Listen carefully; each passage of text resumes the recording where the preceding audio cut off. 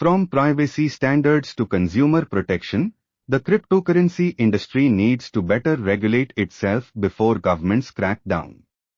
Self-regulation will be critical in governing the rapidly changing landscape of the cryptocurrency industry in order to preserve its autonomous, decentralized nature. Months after the collapse of the Terra ecosystem that propelled crypto's market capitalization below $1 trillion, the industry is beginning the long process of rebuilding not only retail trust but also faith in itself. Current market conditions are in part due to structural weaknesses in smart contracts, models and governance processes. This is made evident by the many hacks and exploits that have taken place this year and the ballooning of projects with flawed tokenomics and that are governed through dubious operations. The implementation of stricter self-regulatory standards will be necessary for the industry to build a sustainable, innovative alternative financial ecosystem.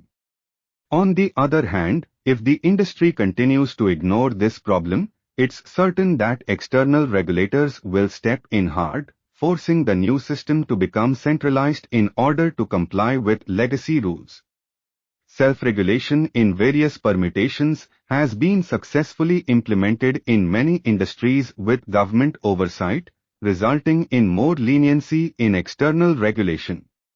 The advertising industry is a prime example with its implementation of self-initiated standards to protect the data privacy of users. As the internet industry grew in the 2000s, concerns began to emerge over users' data being used by third parties without consent. The Federal Trade Commission, a United States government agency, proposed online privacy guidelines for the collection and use of users' data for online behavioral advertising. In response, representatives of the ad industry developed a self-regulatory program based on the FTC's recommendations.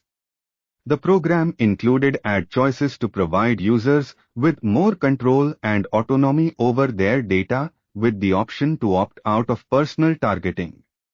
As a result of continual proactive efforts by the ad industry, they were able to avoid high external regulation and instead operate with oversight from the FTC. This relationship, where government and industry align, shows that innovation can be encouraged while also protecting consumer needs. For the crypto industry to be taken seriously in self-regulation, it would require industry-wide participation. A paper published in the American Political Science Review demonstrates that when there is high self-regulatory participation, intervention by pro-regulatory forces is significantly reduced.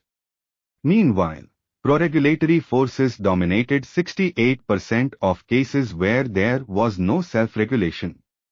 Cases with high participation in the number of companies self-regulating with extensive self-regulatory practices saw pro-regulatory forces drop to 4%.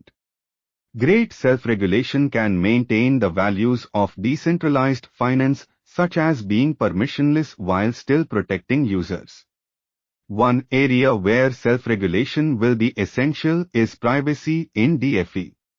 All individuals deserve privacy over their information as well as their money. However, private financial systems are known to be used by nefarious actors, leading to actions such as the sanctions against Tornado Cash. An example of a self-regulatory privacy solution would be the creation of opt-in whitelists in private DFE systems. As a user, you would be able to choose to opt into one of many possible whitelisting services when depositing and transacting in private DFE. This means that while you would not be personally identifiable, when you later wanted to send funds to a centralized exchange or sell your assets, anyone would be able to verify that your funds had previously been registered to a whitelist and that, therefore, your source of funds was not criminal. This whitelist provider could be a centralized exchange, a government organization or an independent third party where you have completed Know Your Customer requirements. As a user, You can, if you wish, still choose not to register with a whitelist or to register with a less trusted one.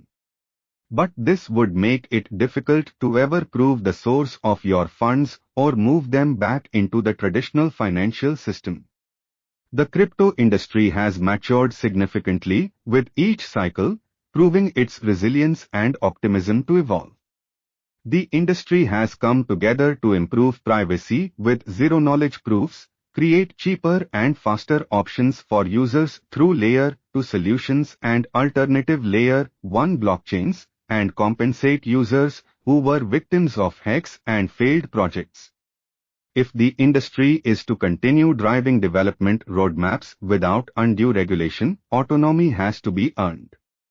The tide may be beginning to turn as more governments weigh in, as we saw in the sanction of Tornado Cash and the proposed 2-year ban on algorithmic stablecoins. While self-regulation may prove challenging to coordinate, in the bigger picture, it reasserts confidence to governing bodies that the industry is taking proactive measures to address its vulnerabilities.